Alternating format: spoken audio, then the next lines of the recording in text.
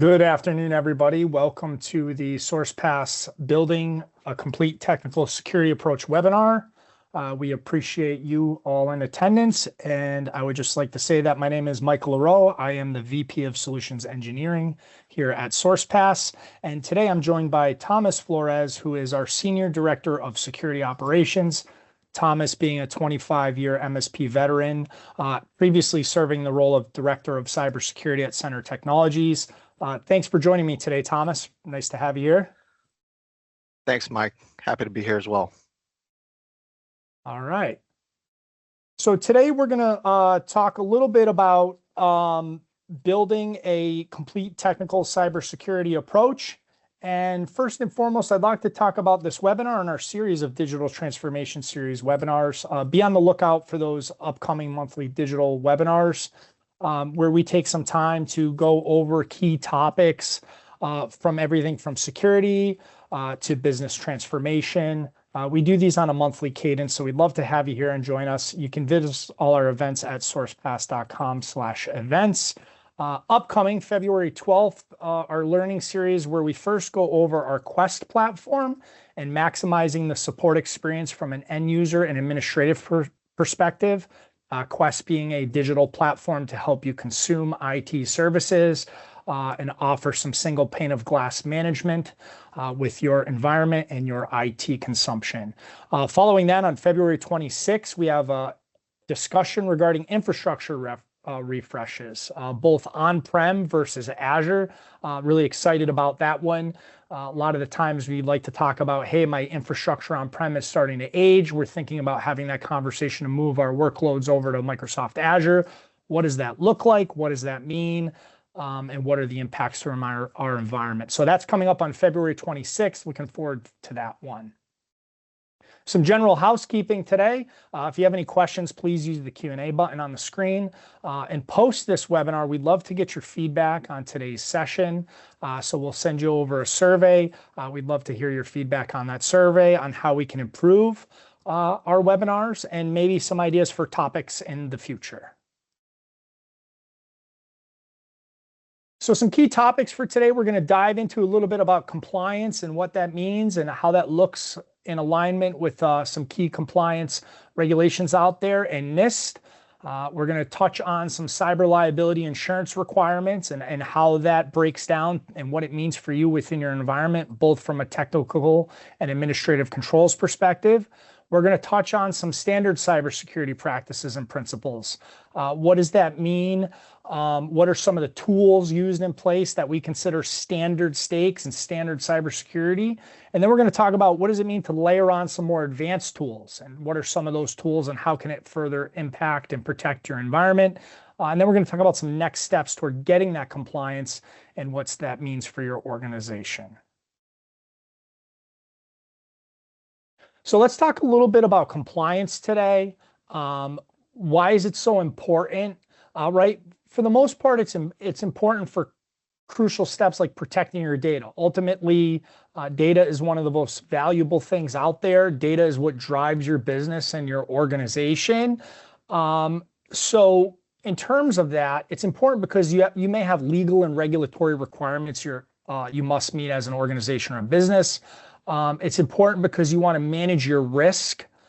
Risk management is a huge one, and data protection especially has to do with protecting your brand and reputational management, how it creates efficiencies within your operation, how you may need to handle incident response, employee awareness, and also vendor management and due diligence and compliance.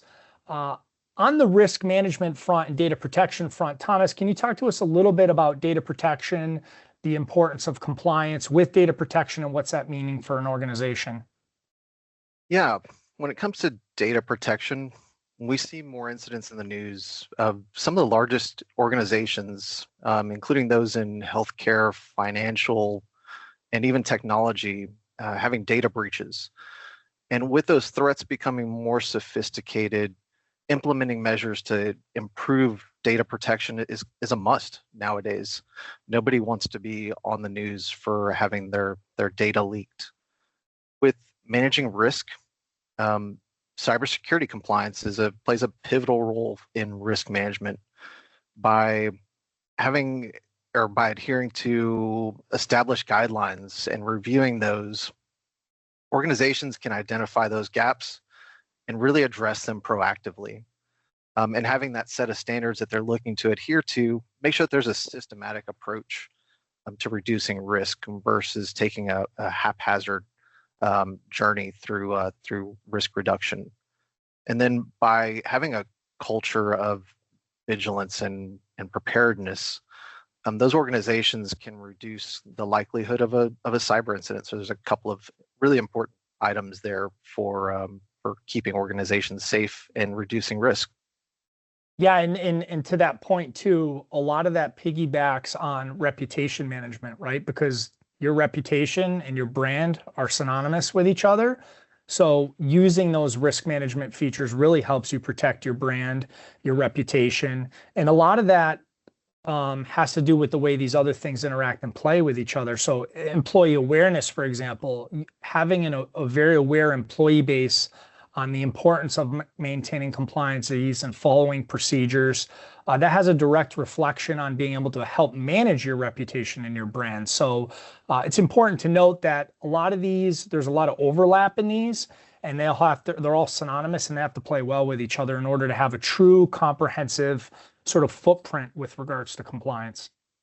Yeah, Mike, another item there on trust, right? Trust is a currency, right, for businesses, especially in this digital age that we're living in. You know, customers, employees, partners, even investors want organizations to safeguard their data. And, you know, cybersecurity compliance is one way of ensuring that trust is there. Yeah, that's a great point. That's a great point. So in talking about compliance, I mean, sometimes this can be overwhelming. I mean, oftentimes, you know, you have a business or an organization that may ask the question, well, do I need to be compliant? Do I have to follow a particular set of compliances? And there's a lot of compliances out there. I mean, some of them are shared on the screen right now. We talk about one of the more common ones being HIPAA, right? I think most people have been conditioned and understand what HIPAA means and how HIPAA is there to help protect me and you as individuals and our health data, and how organizations need to follow these sets of guidelines and rules to help protect our data. I think most people are familiar with that one. There's also other ones, CMMC, for example, applying to those organizations that may be government contractors or downstream providers of parts of government contractors, having to follow that CMMC model. A lot of these I've noticed is that some people try to align to these types of compliances just for a good posture standpoint, to be healthy, to have that peace of mind. Whereas some industries, they may be mandated to comply with those. Take, for example, I brought up healthcare, right? Healthcare, in a lot of ways, they don't have a choice. They are mandated by federal rules and regulations to meet HIPAA. So pretty important points there, Thomas, huh? About, you know, trying to maintain those compliances, and that sometimes it's just not a nice to have or a nice to do, it's a must. Yeah, you hit the nail on the head there, Mike. If you're in one of these areas, chances are you have a framework or a compliance need that you've got to adhere to, right? If you're in retail, for example, and you're taking credit cards, or any organization that's taking credit cards, you're going to fall into PCI, right? You know, I think one area that I want to touch on a little bit is, you know, the difference between a privacy versus a security framework. You know, just making sure that a privacy framework is one of those areas where we're trying to protect personal data.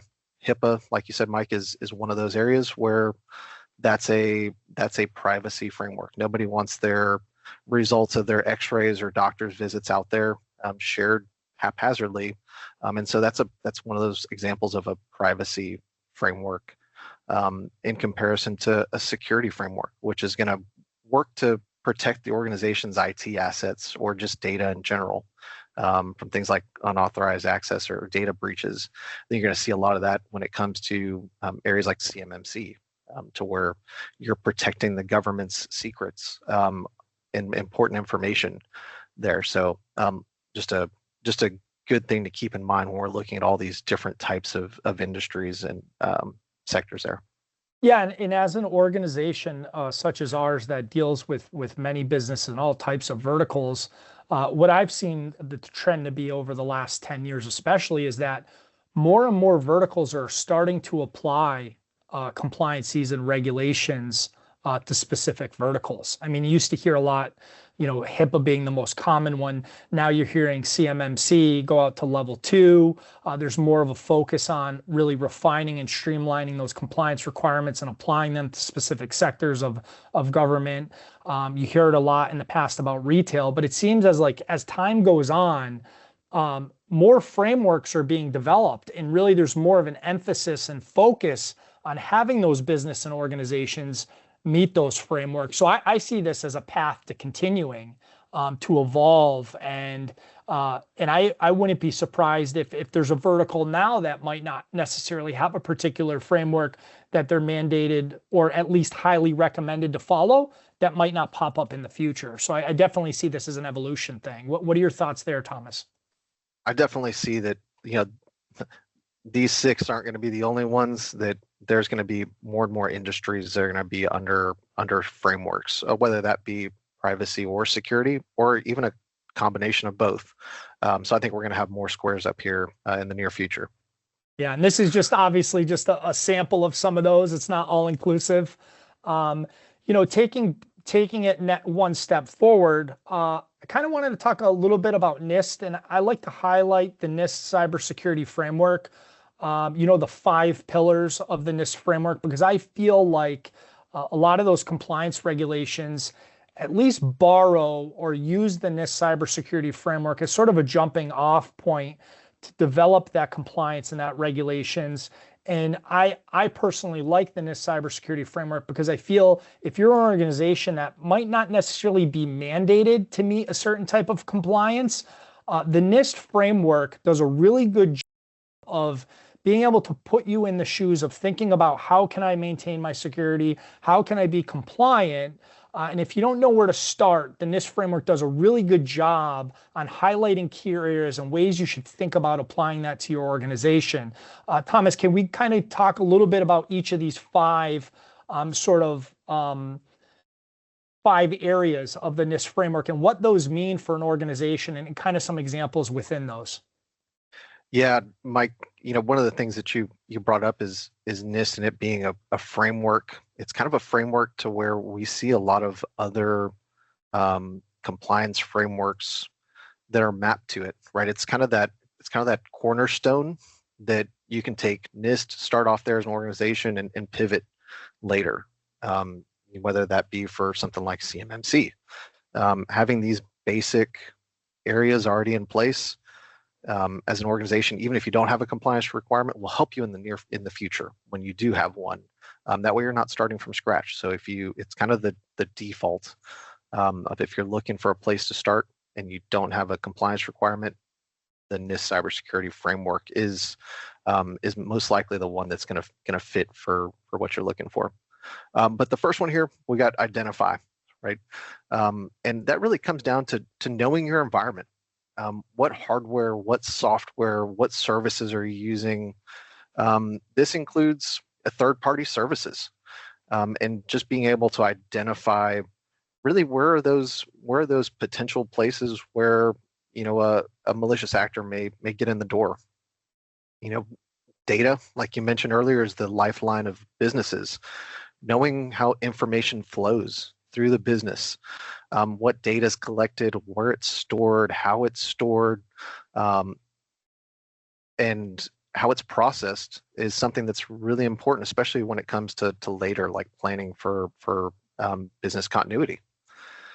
The protection side of this is really leveraging endpoint security products and endpoint device configurations to making sure that you're aligning to those best practices.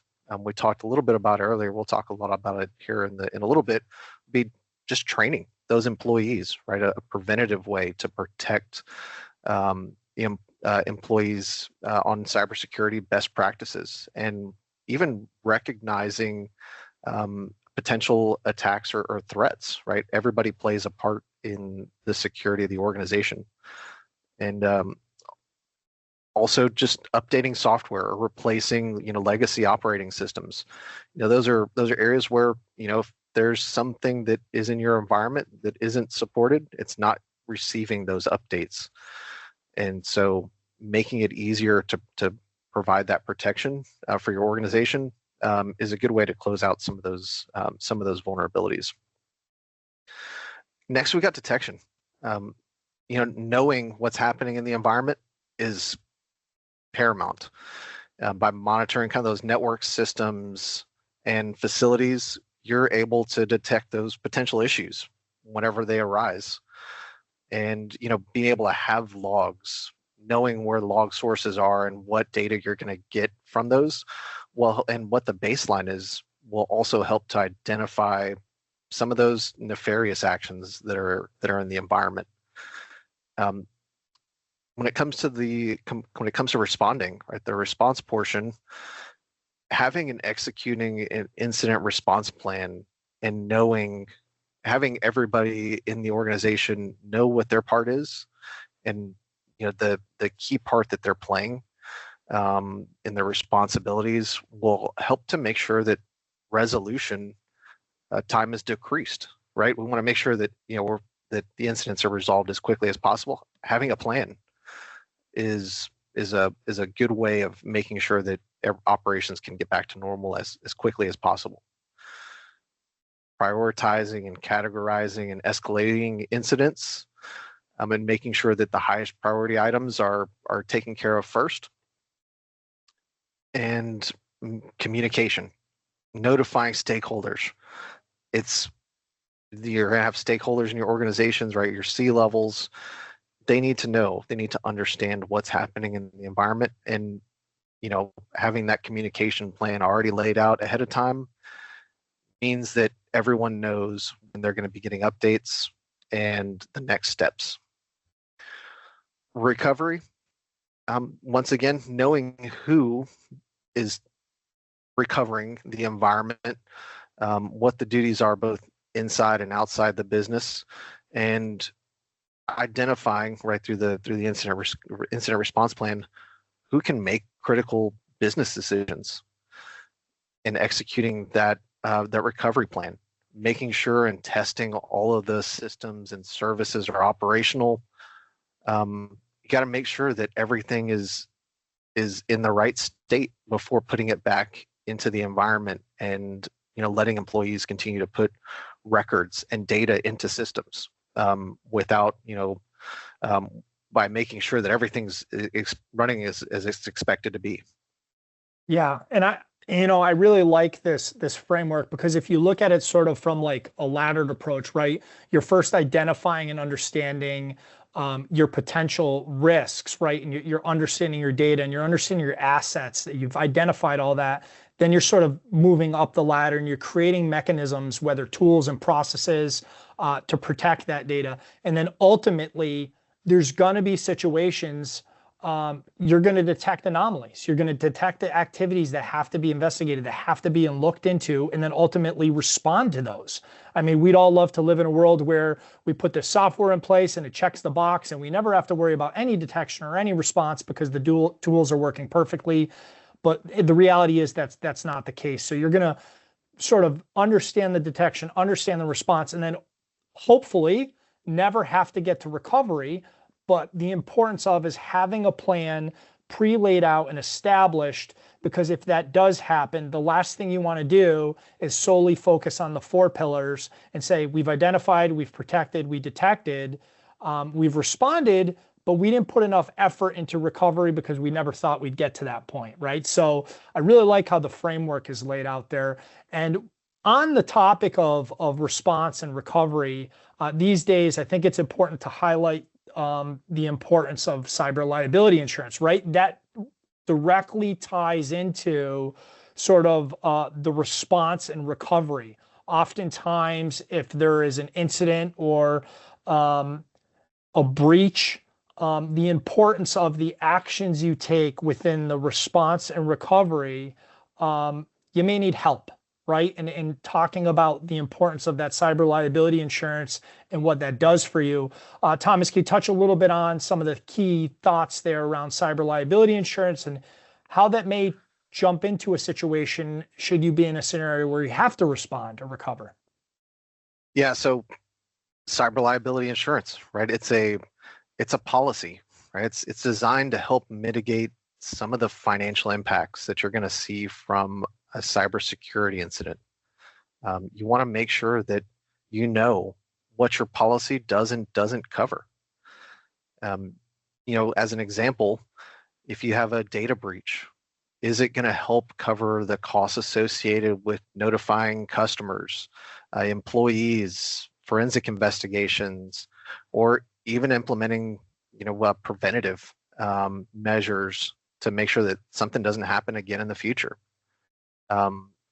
If you have something like a ransomware attack, is there going to be is data recovery or business interruption covered in that? Right? If your business is down for 2 or 3 weeks, is that missed revenue accounted for in the policy? Is that enough? Right? Making sure that it's appropriately sized is another area to make sure that you understand what's covered in the policy and what's not. And by having a policy, organizations can better manage the risk associated with once again living in this digital world that we're in. Yeah, and I think one thing to consider too is for organizations that have cyber liability insurance policies is that understanding in the instance that there is an incident that occurs, where does the cyber liability insurance provider come into play there? What step along the incident response policy are they contacted? Where do they play? What involvement would they have in any particular recovery or remediation? That's important to incorporate and consider when you're developing your overall incident response policy. Oh, great point, Mike. So let's talk a little bit about what we consider as the 3 pillars of IT security. We've gone over this in previous webinars. We like to re-talk about this because I think it's important when you look at sort of in sort of the 3-pillar fashion is oftentimes there's a big hyper focus on the technical controls, right? Those are the easy ones, the common ones to spot. You think about things like, hey, I have my antivirus or my endpoint protection on my devices, my spam sanitization and filtering, my firewalls. And then, yeah, we do things like lock our server rooms, and we have security cameras and, proper power protection and cooling. I think a lot of the times is an afterthought is the administrative controls. And oftentimes, I've said this in a previous webinar we did with James, is that the administrative controls oftentimes are more important because they should often direct you or oftentimes dictate what you should follow from a technical controls perspective and to a lesser degree physical controls. But really the admin controls oftentimes are overlooked, Thomas, and I think that you have to make sure you have just as much focus on that side as you would on the technical control side. Yeah, I'm going to agree with James on that. The security policies themselves, right? It's basically the building block for everything else, right? What is my policy going to be for access control or data protection, data destruction? Do we have incident response plans? Or do we have change management procedures, right? All of those help outline the technical controls and the physical controls that are there. What type of firewalls do we need? Well, do we need content filtering? That all goes back to the acceptable use policy, right? So having that as the foundation for the technical and the physical controls helps kind of helps make sure that the cart's not before the horse there. Yeah, and one thing people often do, and I would say this is don't want to say a mistake, but oftentimes people will implement technical controls and then align their policies or administrative controls to what's already been deployed by their technical controls. You often see An easy example of that is part of the NIST recovery pillar, right? Is, hey, we've put in a backup solution, and we've been using this backup solution now. So now we're going to write our business continuity plan, what is already in place on the DR side. Or oftentimes they'll write their business continuity plan, which will be in misalignment with the actual technical control from a recovery standpoint that's been deployed. So I think it's important there to establish those administrative controls. And in this example, look at what is the recovery time objective and recovery point objectives that my business can tolerate in order to continue to function? What is the impact to the business? We've established that administrative control in that policy. Now we're going to make sure our technical controls, and in this example, our backup plan and strategy is aligned to that. So I think there's a lot of overlap there. I think it's important that they all work in harmony. Yeah, so you picked out a great example. So for business continuity, if someone is writing the administrative controls but hasn't checked with all the business functions, right? Doing a business impact analysis and really understanding what the requirements are for the business. It may just say, right, if we pick if we're using a previous backup software and it restores in 5 days from tape, that may not suffice for what the requirements are of the actual business. If the business needs to have those operations up in 24 hours and that's their requirement, is that going to be business impacting? You bet you it is. So making sure that the business goals are driving the technical solutions in there goes back and puts everything back in alignment. Yeah, great point. And speaking of the three pillars of IT security, I want to dig a little bit deeper into the technical controls aspect and think about some cybersecurity solutions. And every organization has a little bit way of defining what standard cybersecurity solutions or technical controls are. I want to talk a little bit about some of the more common standard cybersecurity solutions. As you know, working with myself, Thomas, and us as an organization at Sourcepass, we have standard cybersecurity solutions that sort of check those boxes. Some of the more readily thought of security controls for protecting environments in some of those most common cybersecurity solutions. Maybe we could touch on a few of these here and talk about starting off with managed endpoint protection, right? We use that verbiage now as it's far more than the traditional older approach to endpoint protection and thinking of it as just antivirus or anti-malware, right? There's more protection there. Can you touch on some of these key bullet points here on these standard cybersecurity solutions for helping businesses protect their environments? Yeah, the long gone are the days when antivirus alone is enough to protect endpoints.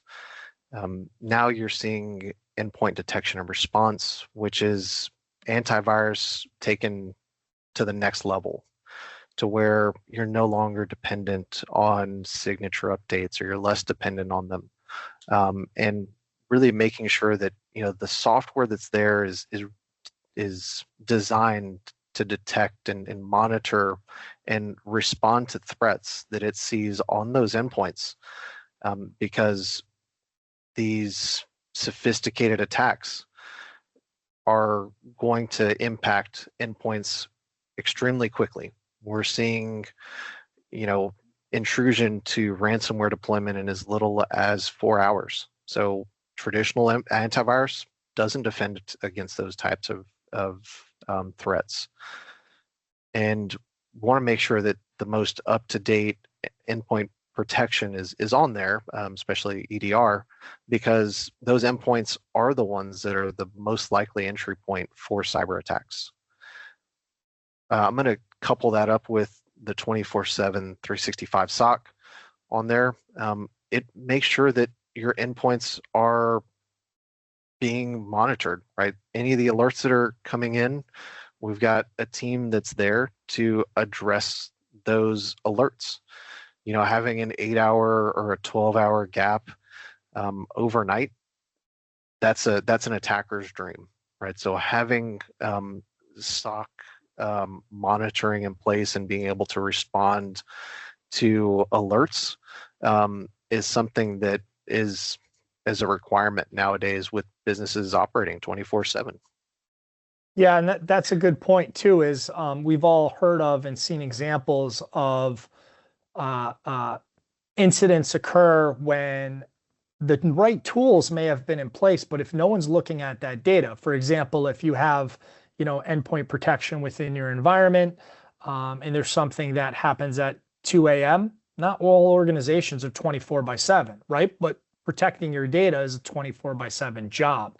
And if you have a standard IT employee or someone at your organization that works 9 to 5, and something has occurred in the middle of the night, you getting that data 6, 8, 10 hours, 12 hours later is going to put you at a big disadvantage, because now you're more reactionary. Who knows what's been done in the environment, what the effects were during that gap of time. So a great point. I think there's a really good highlight there. Is it's more than just deploying the tool. Who's watching, managing, monitoring that data is equally, as if not more important. Yeah. To continue on, right? Phishing, spam protection. These services are there to filter out malicious emails, right? We see them in our inboxes all the time, right? They're there to attempt to trick users, giving out sensitive information, clicking on links, putting in passwords, or even downloading harmful software. Phishing attacks, I hate to say this, but they're still one of the most common methods used by cyber criminals, and having a good protection in place is paramount to make sure that those types of messages don't make it into endpoints, into inboxes. And kind of the service overall helps reducing risk of data breaches and the financial losses that could come after that. Yeah, and important to that too is especially on the, you kind of highlighted it there too, that in this day and age, phishing is still very, very prevalent, and still a very common way of making entry into environments and infecting environments. And I think that's highlights the need and importance of security awareness training, right? Is making users constantly aware and understanding the importance. And even though, let's be honest, sometimes it may feel mundane having to go through the security awareness training, it's important because it sort of reinforces the importance. And then the importance of phishing simulations, right? Is getting people accustomed to seeing that come in through via email, and picking up on those key identifiers of learning to spot something when it looks potentially nefarious.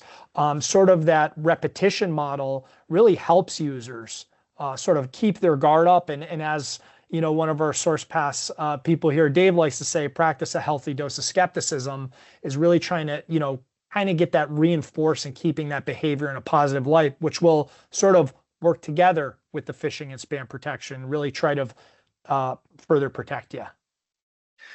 Yeah, having more at bats is the best way for employees to practice the skills, looking for identifying those email messages that they aren't expecting, asking them to take action as an example of that. But we as people, we're most of the time the weakest link in cybersecurity. People are going to go through and click on those links, right? They need to know, what the payroll information was that they're missing out on. So really, just making sure that they're able to identify those through those phishing simulations and security awareness training helps them prepare for when there is a real threat that does reach their inbox. Yeah, and similarly to that too, I mean, you have the data and the correspondence coming through email, the importance of providing that protection there, but equally as important too is sort of that protection layer at the web filtering level. I mean, email is a business tool people are on constantly throughout the workday, as is the web. So it's important to, minimize your security risk at the web level. What are your thoughts there about the web content filtering? I mean, we consider that a standard security tool at this point as well.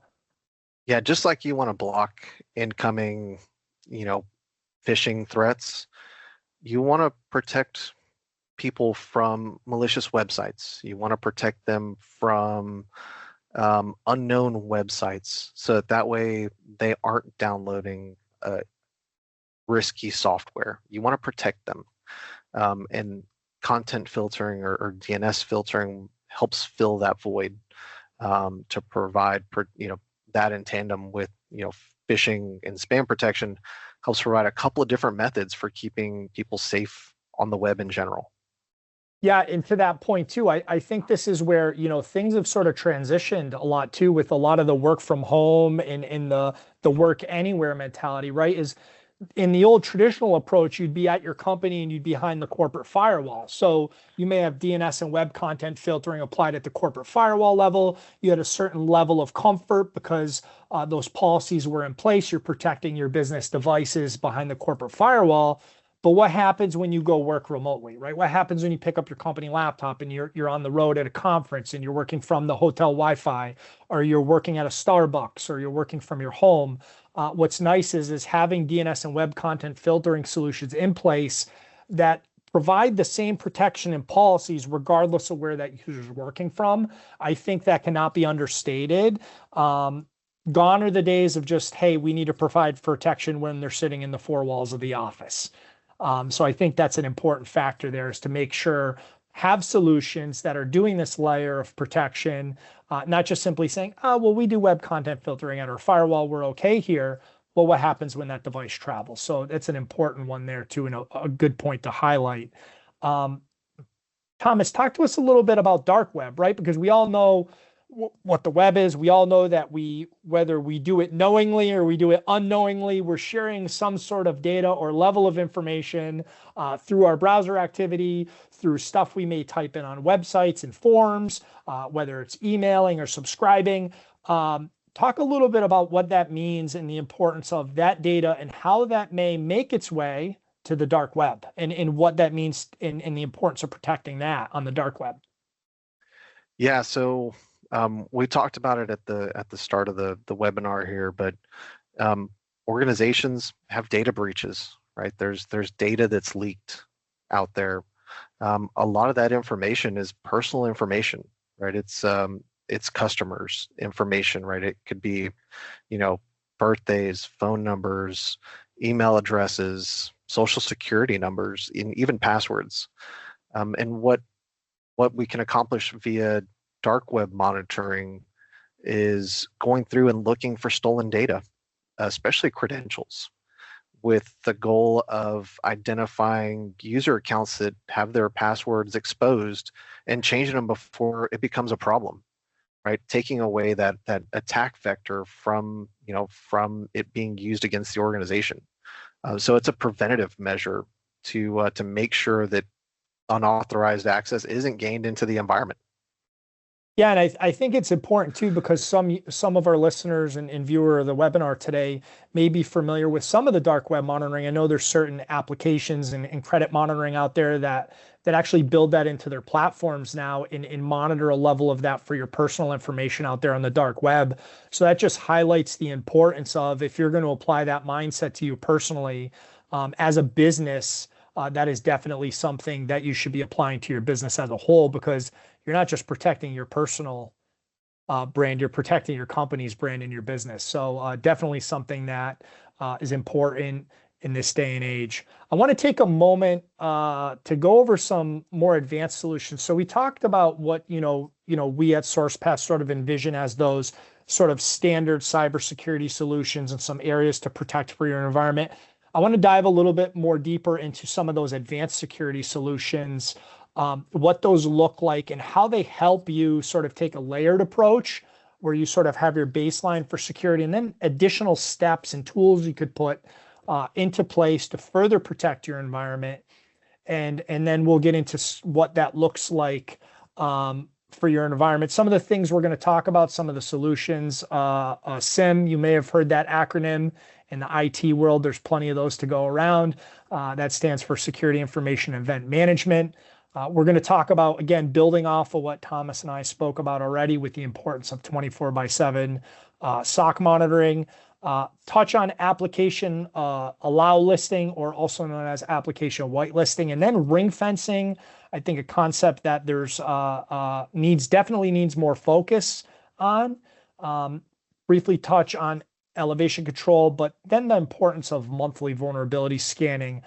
We consider these more the advanced cybersecurity solutions. They really build off of that standard approach. So kicking it off from the top, I want to talk a little bit about SIEM platforms, Thomas, and can you kind of give us a brief overview on what is a SIEM solution? How does it help us protect our environment? What is some of the areas that it may cover that the standard solutions not, and how it makes people have just a more generalized, stronger cybersecurity posture? Right. So a SIM solution, it's there to aggregate and analyze logs from different parts of the IT infrastructure.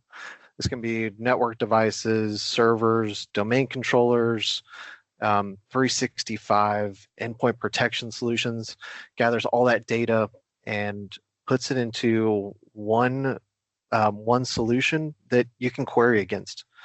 In the event of a ransomware attack, something like this can be used even if all the server events are locked down, right? Your computers are unusable. You have a place to go through and gather the events that can be used to piece together what happened.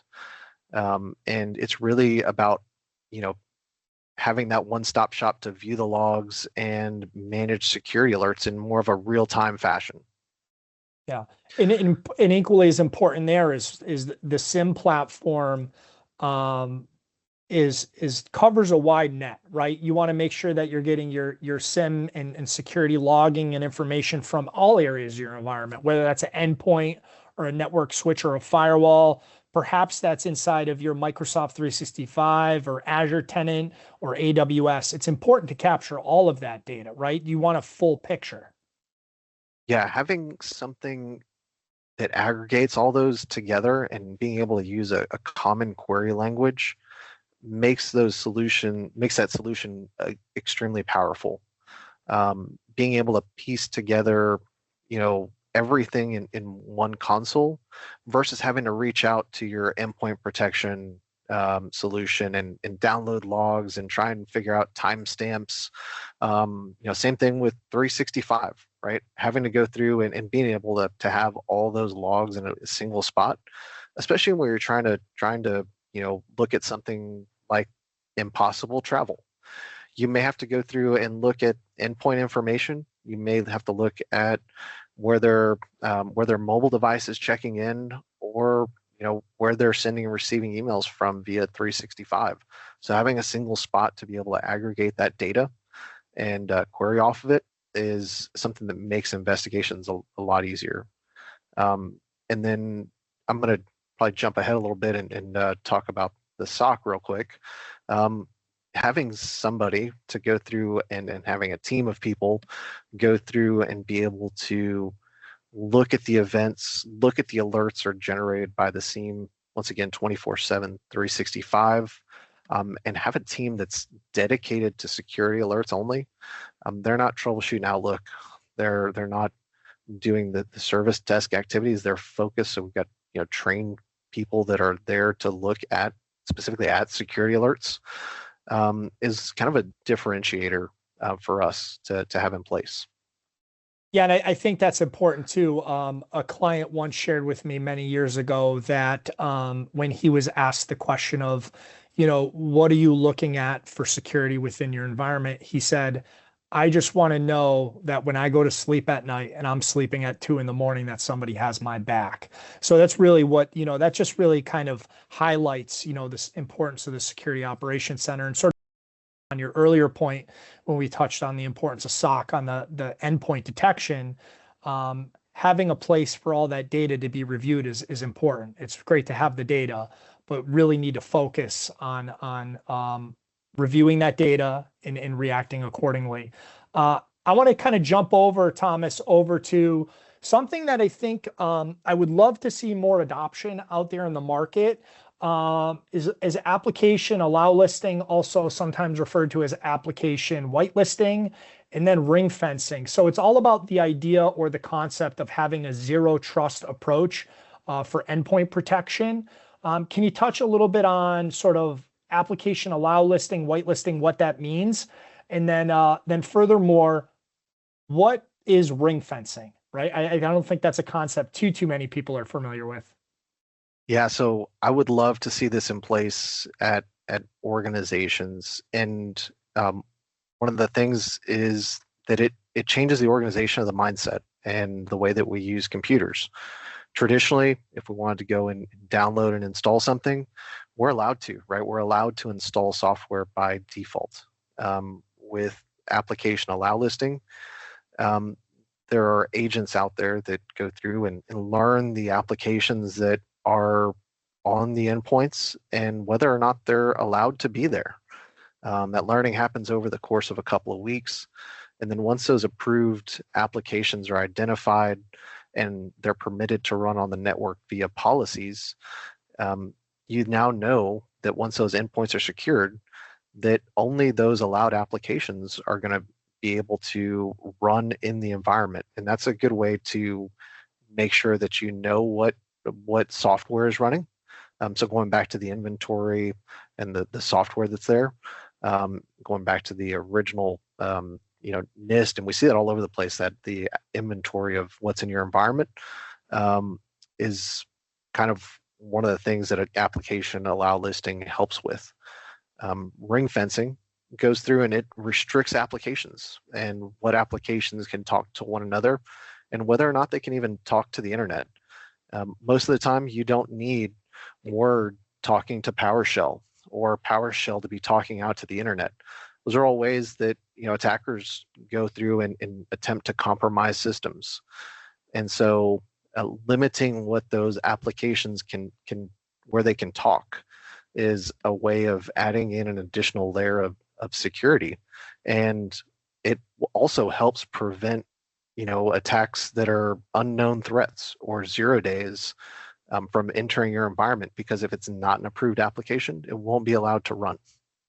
Yeah, and it really goes to do with liability too, right? Obviously, as a business and organization, you want to have some level of control of what software's allowed to run and be executed on company-owned machines. From a security perspective, a liability perspective, creating that list and saying, here's all the applications that we know that our users need to utilize day to day to complete their job function successfully.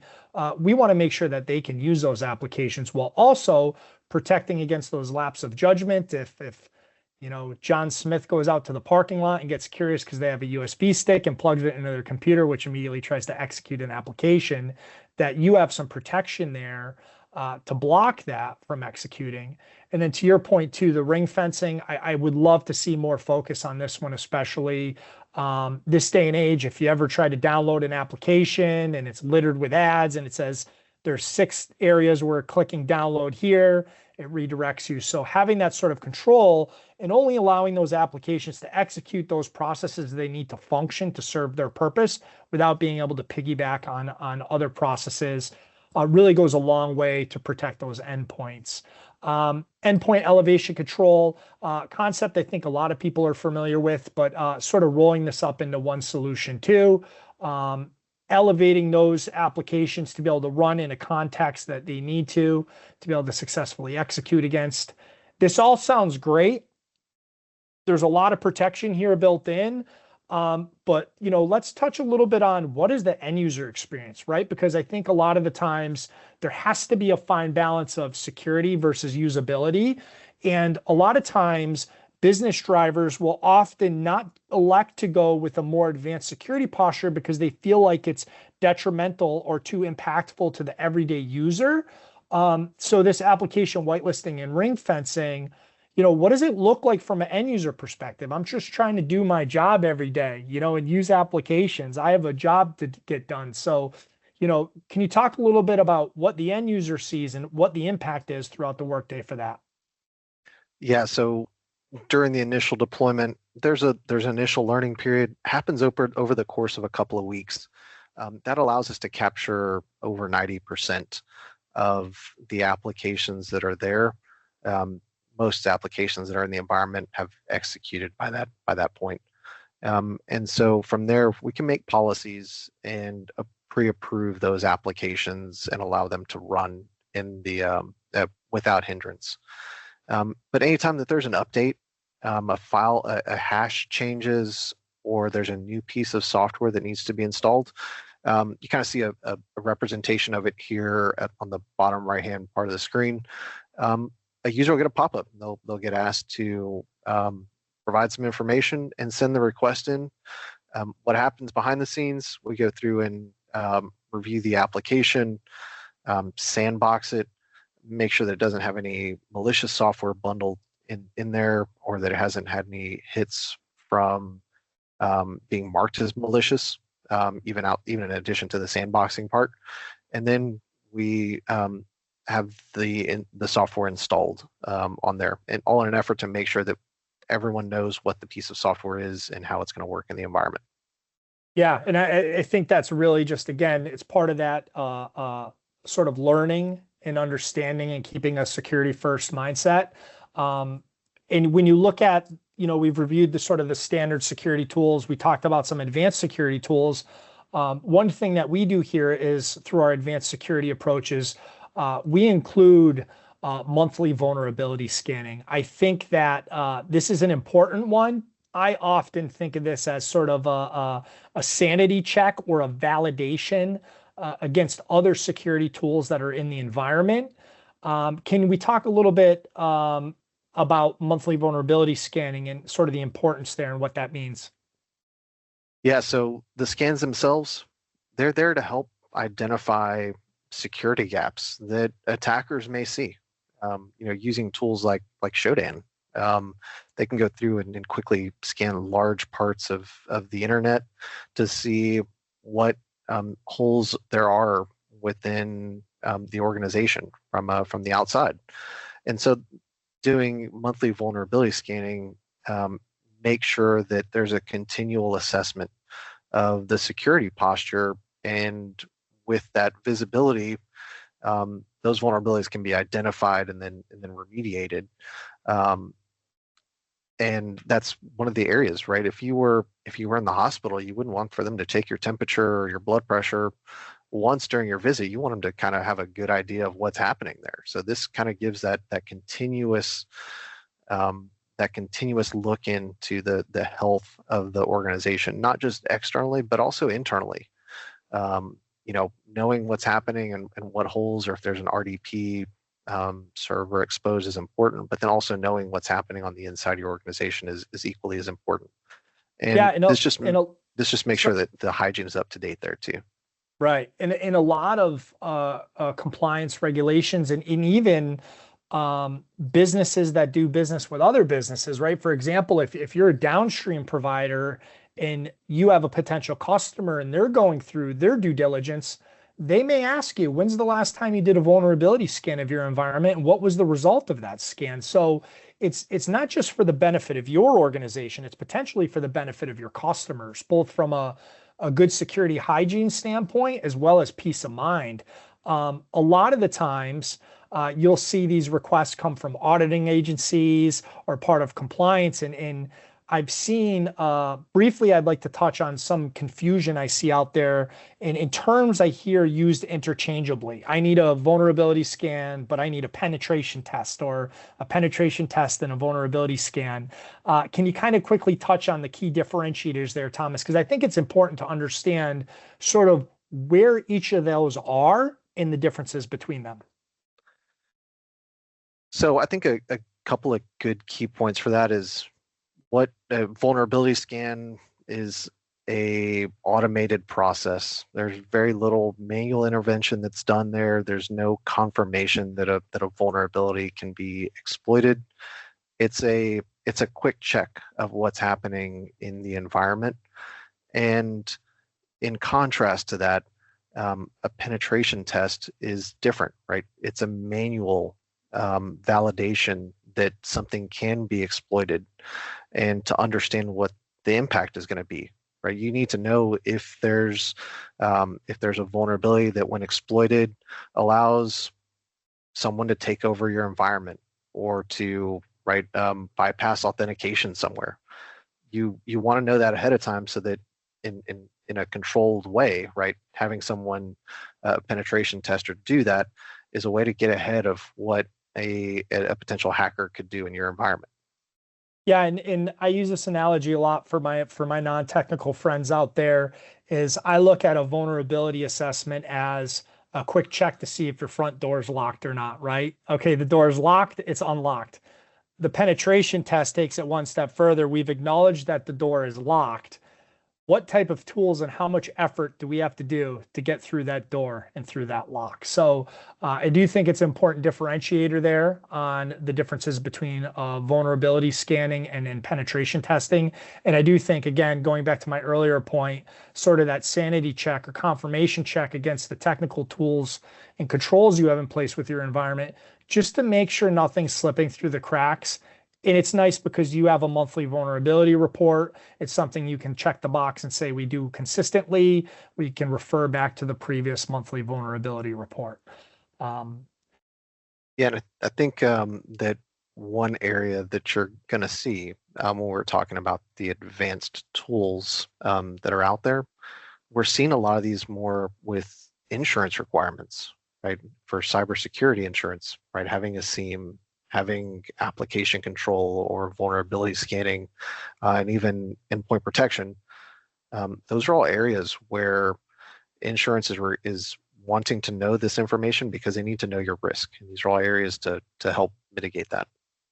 Yeah, and I think important too, and then there was a general comment posted in the chat bringing up everyone's favorite topic right now is AI. I mean, that's going to affect both sides of the coin. I mean, by no means is the advanced security solutions the end all be all. That's going to continue to evolve like anything else. And AI is going to be on the side of the nefarious parties, right? Leveraging that new technology to sort of test the integrity and the susceptibility of the environments.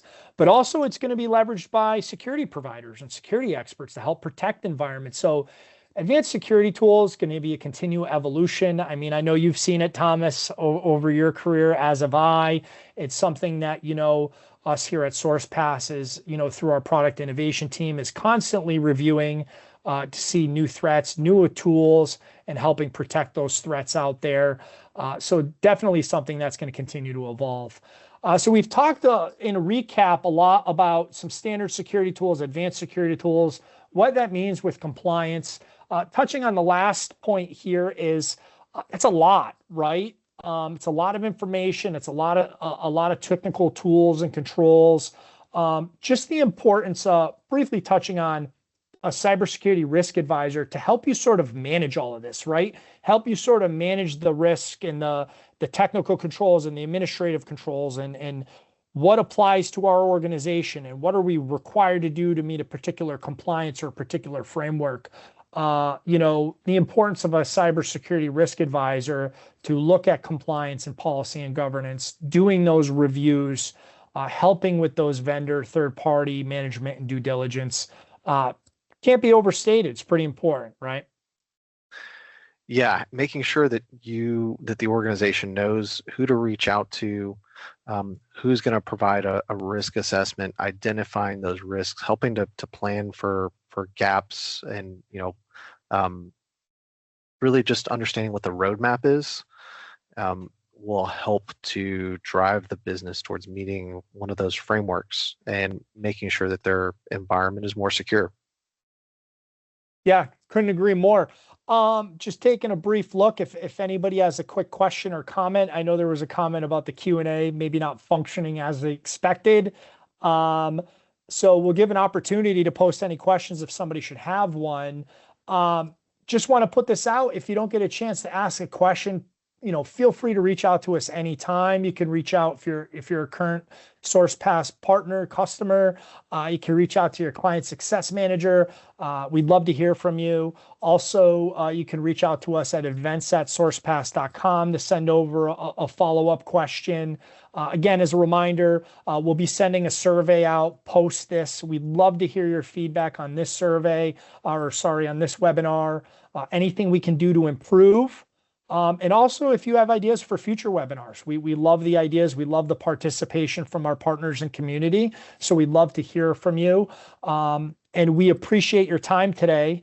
Thomas, thank you very much. It's been a pleasure. I appreciate you joining me on this conversation. It's crazy to think that's been an hour already, but time flies when you're talking tech fun, I suppose. That's right, Mike. I couldn't agree more. Thanks for having me. It was a pleasure to be here chatting with you. Thanks very much. And thank you to all the joiners of the webinar. We really appreciate it. We hope to talk soon. And again, look forward to that survey. Thanks again. And hopefully we'll see you on the next one. Take care, everybody.